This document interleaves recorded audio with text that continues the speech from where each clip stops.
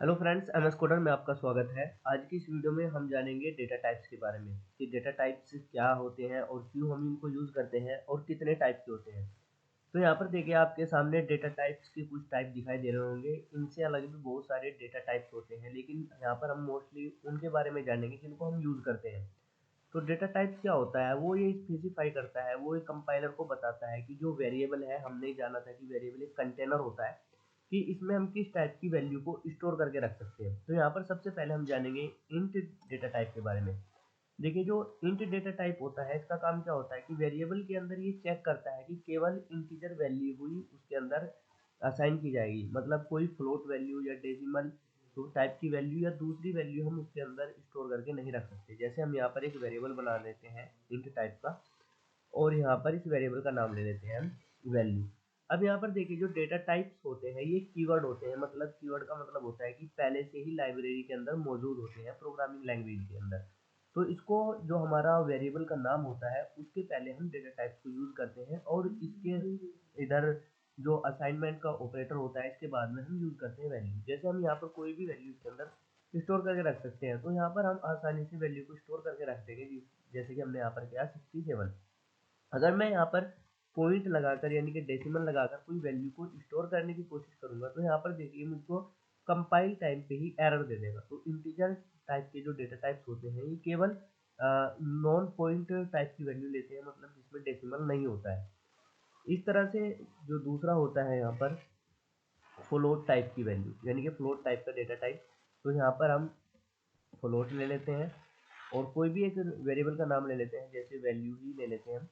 और यहाँ पर देखिए, अगर मैं कुछ वैल्यू यहाँ पर स्टोर करके रखूँगा, तो यहाँ पर ये एरर दे रहा है। कंपाइल टाइम एरर इसलिए दे रहा है क्योंकि जब भी हम किसी नंबर के साथ डेसिमल यूज़ करते हैं, तो जो कंपाइलर होता है बाय डिफ़ॉल्ट उसको डबल मान के चलता है। तो इसके बाद हमें क्या करना होता है, अपना जो भी नंबर है, वैल्यू है, उसके लास्ट में आपको एफ को यूज़ करना होगा, ताकि कंपाइलर समझ जाएगा कि ये जो वैल्यू हम यूज़ कर रहे हैं इसको क्या करेगा, वो फ्लोट में पहले कन्वर्ट करेगा और फिर आपके वेरिएबल के अंदर स्टोर करके रख देगा। तो फ्लोट टाइप के जो डेटा टाइप्स होते हैं उसमें केवल हम पॉइंट, जिस नंबर में पॉइंट होते हैं, डेसिमल होते हैं, उनको स्टोर करके रख सकते हैं। इसी तरह से जो डबल होता है ये भी फ्लोटिंग टाइप की वैल्यू लेता है, लेकिन इसकी जो रेंज होती है वो काफ़ी ज़्यादा होती है। जैसे हम यहाँ पर एक इसका भी एग्जांपल देख लेते हैं, और यहाँ पर वेरिएबल का नाम ले लेते हैं हम वैल्यू, और इसके अंदर हम कोई भी एक वैल्यू असाइन करते हैं, जैसे हमने इसको किया।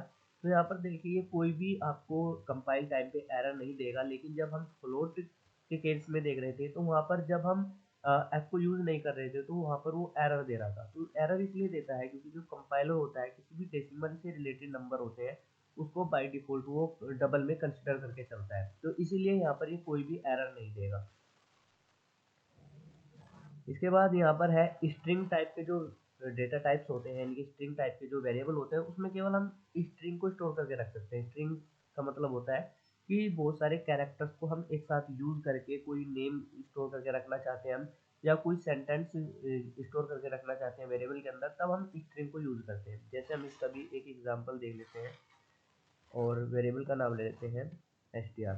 अब यहाँ पर सॉरी नेम। अब यहाँ पर देखिए, जब हमें कोई वैल्यू को स्ट्रिंग बनाना होता है तो उसको क्या करते हैं, हम डबल कोट्स के अंदर यूज करते हैं, यानी कि इस तरह से हम डबल कोट्स यूज करेंगे और इसके अंदर हम जो भी लिखेंगे, जो भी टाइप करेंगे, दैट विल बी स्ट्रिंग। तो जैसे हम यहाँ पर ले लेते हैं I am learning C sharp. तो यहाँ पर देखें ये क्या हो गया, ये एक स्ट्रिंग हो गया। स्ट्रिंग की डेफिनेशन क्या होती है, ये कॉम्बिनेशन ऑफ कैरेक्टर्स होते हैं, मतलब बहुत सारे कैरेक्टर को जब हम डबल कोट्स के अंदर यूज करते हैं, टाइप करते हैं, तो वो क्या होता है, स्ट्रिंग होता है। तो इस तरह से हम स्ट्रिंग को भी किसी वेरिएबल के अंदर स्टोर करके रख सकते हैं। अब यहाँ पर नेक्स्ट होता है कैरेक्टर। कैरेक्टर का मतलब होता है कि जब हम कोई एक सिंगल वैल्यू को यूज करते हैं, किसी भी वेरिएबल के अंदर स्टोर करके रखते हैं, तो उसको हम कैरेक्टर बोलते हैं। लेकिन उसके लिए भी हमारे पास एक केस होता है, एक कंडीशन होती है कि वो वैल्यू एक सिंगल कोट्स के अंदर होना चाहिए। देखिए, जैसे हम इसका डेटा टाइप होता है कैर, और यहाँ पर हम कुछ भी एक वेरिएबल का नाम ले लेते हैं। यहाँ पर जैसे हम इसको स्टोर करके रखेंगे, ई को स्टोर करके रखते हैं, तो यहाँ पर एक कंपाइल टाइम पे एरर देगा। अगर इसी ई को हम क्या करते हैं, सिंगल कोमा के अंदर इस तरह से यूज करते हैं, तो यहाँ पर ये एरर नहीं देता है। अब यहाँ पर देखिए, अगर आप एक के अलावा मतलब एक से ज़्यादा कैरेक्टर यूज़ करोगे एक सिंगल कोट्स के अंदर, तो वहाँ पर ये एरर देगा, क्योंकि जो कैरेक्टर होता है वो सिंगल कैरेक्टर लेता है, मतलब सिंगल आप कोई भी डिजिट दे सकते हो, लेटर दे सकते हो, या कोई भी स्पेशल सिंबल दे सकते हो। तो इस तरह से कैरेक्टर को हम यूज़ करते हैं। अब नेक्स्ट एंड लास्ट होता है यहाँ पर बूलियन टाइप के जो डेटा टाइप्स होते हैं। इसके अंदर हम केवल ट्रू और फॉल्स को स्टोर करके रखते हैं, मतलब ये कंडीशन के केस में यूज किया जाता है, कंडीशन को चेक करने के लिए। जैसे हम यहाँ पर बूल टाइप का एक डेटा टाइप ले लेते हैं, और यहाँ पर कोई भी हम वेरिएबल का नाम ले लेते हैं कंडीशन, और इसके अंदर अगर हम कोई वैल्यू स्टोर करके रखेंगे तो ये एरर देगा। एरर क्यों देगा? क्योंकि जो बूलियन टाइप के डेटा टाइप्स होते हैं वो केवल ट्रू और फॉल्स लेते हैं। तो यहाँ पर हम अगर इसकी जगह ट्रू देंगे यहाँ पर, तो जो एरर आ रही थी कंपाइल टाइम पे वो चली जाएगी। इसी तरह से हम यहाँ पर फॉल्स भी यूज करके रख सकते हैं। देखिए यहाँ पर हम फॉल्स भी ले सकते हैं, ट्रू भी ले सकते हैं। तो इस तरह से हम डेटा टाइप्स को क्या करते हैं, वेरिएबल के साथ यूज करते हैं, ताकि कंपाइलर को और प्रोग्रामर को ये पता चल जाए कि इस वेरिएबल के अंदर किस टाइप की डेटा को स्टोर करके रखा गया है। तो आज की इस वीडियो में सिर्फ इतना ही रखते हैं। अगर ये वीडियो आपको हेल्पफुल लगी हो, इस वीडियो से आपकी हेल्प हुई हो, तो इस वीडियो को लाइक ज़रूर कीजिएगा। और अगर अभी तक आपने अपने चैनल को सब्सक्राइब नहीं किया है तो इस चैनल को ज़रूर सब्सक्राइब कर लीजिएगा। Thanks for watching.